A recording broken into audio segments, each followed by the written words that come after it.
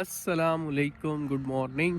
मैं आया हूँ अपने विलेज में और अभी मैं सुबह का वक्त है, मैं निकला हूँ मॉर्निंग वॉक पे ऊपर अपने खेतों की तरफ। तो आज मैं आपको दिखाऊंगा अपने खेत। तो ये सबसे पहले वाटर चैनल है जहाँ से पानी जाता है खेतों को। तो पाकिस्तान बड़ा ब्लेस्ड है कि हमारे पास इरिगेशन का प्रॉपर सिस्टम मौजूद है, वरना मैं जितने भी कंट्रीज़ में घूमा हूँ तो वहाँ पे मैंने इस तरह का सीन नहीं देखा। सारी जो है वो बारिश के ऊपर इन्हसार होता है पानी का।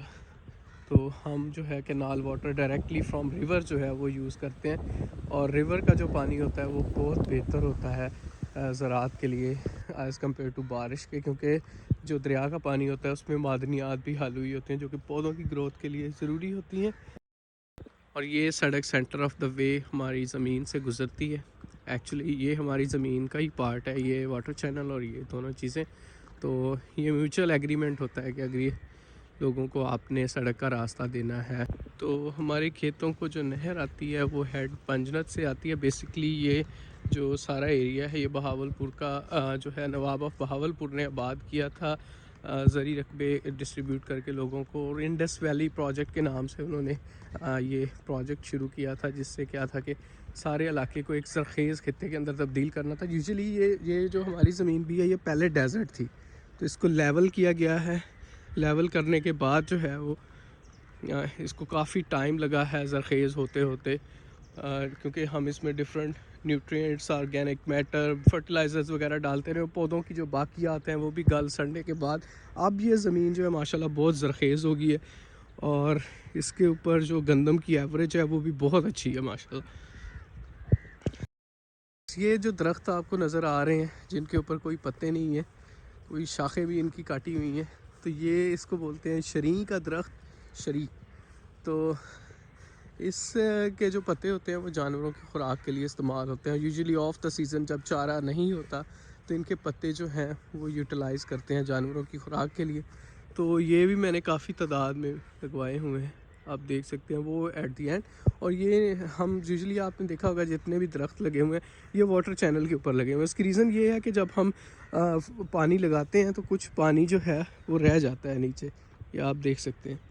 तो ये पानी खेत को तो नहीं जा सकता, तो ये क्या करते हैं, ये नमी की वजह से इन दरख्तों की जो ग्रोथ है इनके ऊपर वाटर चैनल्स के ऊपर को काफ़ी अच्छी हो जाती है, तो इसलिए इनको इस पे लगा देते हैं। सॉरी, ये मैं वो ऑरेंज ट्री है, तो लेकिन इसके ऊपर कोई ऑरेंज नहीं लगा हुआ अभी, प्रॉबली जो है खा चुके हैं सारे। तो ये जो दरख्त आपको मेरे पीछे नज़र आ रहे हैं, एक तो हमने उसको बता दिया कि आपको कि जो है इसको हम सेल कर देते हैं, लेकिन इनका एक और बड़ा अच्छा फ़ायदा है कि हम इनकी लकड़ी को भी कॉन्टीन्यूसली यूज़ करते हैं खाना वगैरह पकाने के लिए, क्योंकि हमारे गांव में गैस नहीं है। तो उसका अल्टरनेटिव ये क्या है कि हम ये यूज़ करते हैं, और ये बायोगैस है। तो हम कह सकते हैं कि हमारा जो विलेज है वो सस्टेनेबल फ्यूल यूज़ करता है as compared to the other modern cities. तो हम सस्टेनेबिलिटी में उन सिटीज़ से काफ़ी आगे हैं। उसके अलावा जी ये मैंने लास्ट ईयर नहीं बल्कि इसी साल I think, no last year जो है ये मैंने पौधे लगवाए थे मई के अंदर, मई 2022 के अंदर। ये लेमन के ट्रीज़ हैं, आप देख सकते हैं ये लाइन में लगे हुए हैं। ये मैंने तकरीबन 150 दरख्त लगवाए थे। उस वक्त मुझे सब लोग कह रहे थे कि तुम ऑफ द सीज़न जो है ये लगा रहे हो तो ये नहीं होंगे, लेकिन अल्हम्दुलिल्लाह थोड़ी इनकी केयर की गई है तो ये बड़े अच्छे तरीके से ग्रो कर रहे हैं। आप सारे ना आप देख सकते हैं सारे खेत में ये नज़र आ रहे हैं। ये हमारा है जी ट्यूबवेल इसे बोलते हैं। ये एक तरह का बड़ा वाटर पंप है जिसको हम चलाते हैं डीजल इंजन के ऊपर। लेकिन जैसा मैं 6-7 साल पहले काफ़ी ट्राई करके गया हूँ, इधर के पौधे उगाए जाए, उनका ऑयल निकाला जाए और उससे बायोडीज़ल बनाया जाए और उससे ये चलाया जाए। तो हमने इंजन तो चला लिया था, लेकिन हमारे पास उस क्वालिटी का क्या कहते हैं उस क्वांटिटी का ऑयल नहीं था। क्वालिटी तो बहुत अच्छी थी उसकी, तो फिर मैं बाहर चला गया और ये प्रोजेक्ट बीच में ही रह गया।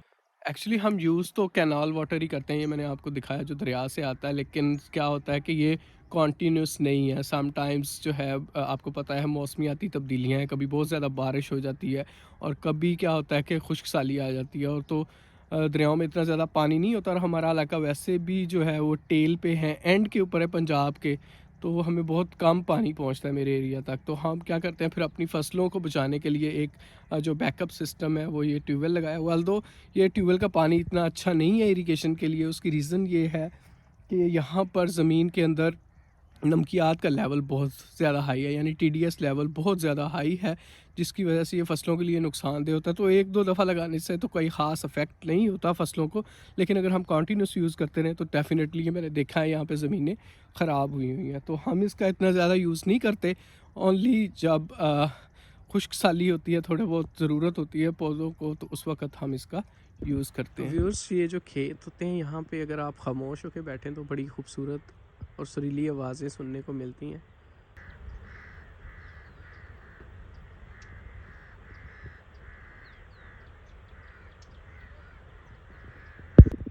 ये जी हमने सब्ज़ी लगाई हुई है अपने खेत में। तो ये जो सबसे पहले आपको नज़र आ रहे हैं ये हैं जी ऑनियंस, प्याज है। तो इसके साथ हमने लगाया हुआ है जी गार्लिक, लहसुन जिसको बोलते हैं। तो इसके साथ साथ ये हमने मूली लगाई हुई है।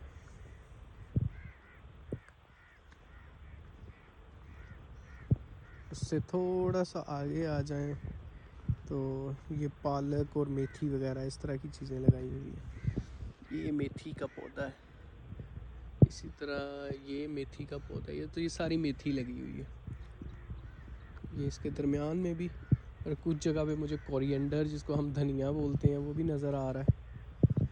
तो इसी तरह थोड़ा आगे चला जाऊँ मैं तो मुझे जो है वो गाजर का पौधा नज़र आ रहा है। तो ये वाला जो पौधा है ये गाजर का पौधा है, इसका डिफरेंट लुक है दूसरी चीज़ों की निस्बत, जैसे वो क्रिसमस ट्री होता है ना, लाइक दैट, आप देख सकते हैं। तो व्यूज़ यूजुअली 95% ये ऑर्गेनिक ही होती है, बाकी 5% मैं क्या कह सकता हूँ कि कोई पानी में से कोई चीज़ बह के आ जाए तो आ जाए, अदरवाइज़ ये ऑर्गेनिक फूड ही है जो हम ग्रो करते हैं और अपने खाने में इसको यूटिलाइज़ करते हैं। तो व्यूअर्स, स्वीडन में इस तरह की ताज़ा सब्जियों का मिलना बहुत ही मुश्किल है, अगर मिल भी जाएँ तो काफ़ी एक्सपेंसिव होती हैं। तो हाउ ब्लेस्ड वी आर, आप देख सकते हैं कि खेतों के अंदर हर चीज़ उगी हुई है माशाल्लाह। वेदर भी परफेक्ट है, पीछे आपको धूप निकली नज़र आ रही है उन कंट्रीज़ के अंदर। आप मेरे प्रीवियस व्लॉग्स में देख चुके हैं आजकल वेदर कितना हार्श है, और कल्टीवेशन तो इम्पॉसिबल है because everything is covered with snow. तो अल्हम्दुलिल्लाह हम ब्लेस्ड हैं, but we are not so much hard working as we should. तो अल्हम्दुलिल्लाह पाकिस्तान को अल्लाह ताला ने हर चीज़ दी है अगर हम इसको प्रॉपरली यूटिलाइज़ करें। तो व्यूअर्स, मैं जैसा आपको कैनाल सिस्टम दिखा रहा हूँ, तो ये कैनाल सिस्टम जो है वो नवाब ऑफ बहावलपुर ने इस्टेब्लिश करवाया था 1916 टू 1941 के अंदर। इस कैनाल सिस्टम की वजह से क्या हुआ था कि इस रीजन के अंदर जो बहावलपुर की लैंड थी वो इरिगेशन के लिए ओपन हो गई थी, नहरें बन गई थी। तो आप अंदाज़ा करें कि 1916 टू 1941 यानी कि 25 साल के अरसे में ये जो रीजन था इसकी पॉपुलेशन डबल हो गई थी, यानी यहाँ पे माइग्रेशन स्टार्ट हो गई थी, बिकॉज कि यहाँ पे इरिगेशन लैंड जो है वो ज़्यादा अवेलेबल थी। जो एग्रीकल्चर है इसका पाकिस्तान में स्पेशली जो विलेजेस हैं इसमें भी लोग जो हैं इससे पीछे हटते जा रहे हैं। उसकी रीज़न ये है कि एक तो फार्मर को इतना ज़्यादा सोशल स्टेटस उसका ज़बरदस्त नहीं है, दूसरा जो अब कुछ अच्छी वैल्यूज़ जो हैं वो क्रॉप्स की मिलनी शुरू हुई हैं, इससे पहले जो है इस तरह का सीन नहीं था। तीसरा, जो हमारे स्टूडेंट्स हैं उनको हम एग्रीकल्चर के साथ ज़रा भी इंट्रोड्यूस नहीं करवाते। तो हम एग्रीकल्चरल सोसाइटी हैं लेकिन हम इंट्रोड्यूस उनको एग्रीकल्चर से नहीं करवाते। जैसे स्कूल्स में देख लें आप ना, अब बच्चों को स्कूल से इन खेतों में लेके आना चाहिए और उनको डिफरेंट पौधों के साथ इंट्रोड्यूस कराना चाहिए। अब मेरी बचपन से जो ट्रेनिंग हुई है वो इधर ही हुई है, तो इसकी वजह से क्या है कि मैं हर पौधे को इजीली रिकग्नाइज़ कर सकता हूँ, लेकिन आई एम श्योर 95% बच्चे जो है वो ये रिकग्नाइज़ नहीं कर सकेंगे। तो उनको यहाँ पर ला के इंट्रोड्यूस कराया जाए तो लोगों के अंदर या बच्चों के अंदर जब ये शऊर आएगा ज़राअत का, तो डेफ़िनेटली ये ज़्यादा अच्छे तरीके से ग्रो करेगी, लोग डिफरेंट आइडियाज़ लेके आएंगे, और जब वो लोग पढ़ लिख जाएंगे तो उनके पास एक एज भी होगा कि ज़राअत जो है, अब अल्टीमेटली पाकिस्तान जो है वो एग्रीकल्चरल सोसाइटी है। तो आप किसी भी सेक्टर में चले जाएं तो एग्रीकल्चर किसी ना किसी तरीके से लिंक्ड है।